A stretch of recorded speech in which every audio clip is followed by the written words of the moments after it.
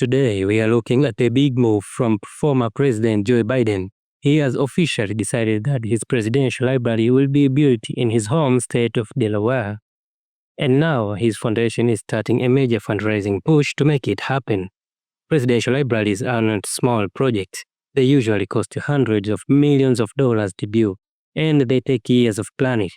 Biden's effort is beginning later than most former presidents, which means the fundraising will be tough. On top of that, Democrats are already debating where their money should go next, and some donors are hesitant about writing checks for this project. For Biden, this library is all about his legacy. It's not just about documents or archives. It's being designed as what his team call an immersive museum. The goal is to tell the story of his decades in politics, his long Senate career, his time as vice president, and his term as president. The project also aims to be more than history. It's being pitched as a hub for leadership, service, and civic engagement. The Biden Foundation says it wants the space to inspire young people and to serve their communities and strengthen democracy. Biden, now 82 years old, has been keeping a low profile since leaving the White House. He spends most of his time in Delaware and has only given a few speeches. In May, he revealed that he is undergoing treatment for an aggressive form of prostate cancer that has spread to his bones. That reality makes the push for his library even more personal. It's about creating something lasting for the future. To lead the effort, Biden Foundation has set up the 10-member board.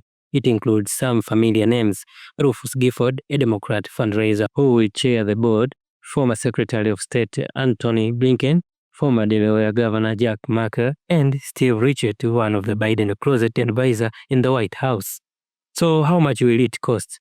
Biden's team has not given an official number yet, but insiders say it will likely reach several $100 million. That would make it much smaller than Barack Obama's presidential center in Chicago, which has a fundraising goal of about $1.6 billion US. Of course, the comparison doesn't stop there. President Donald Trump is also moving forward with his own library plan. His inaugural committee raised $239 million, and some of that money is already being directed toward the project. In fact, a recent settlement Trump reached with ABC News sent $15 million directly to his presidential foundation. That contrast highlights the challenge Biden faces. Some donors are still upset about how his presidency ended, while others worry about something targeted for Trump if they support Biden public. Still, Biden's team is working to win support. They have been consulting with leaders of other presidential libraries and talking with Delaware officials about possible partnership and locations. The exact spot has not been chosen yet. Biden already had deep ties to the University of Delaware, where many of his Senate records are stored, and that campus could end up playing a role.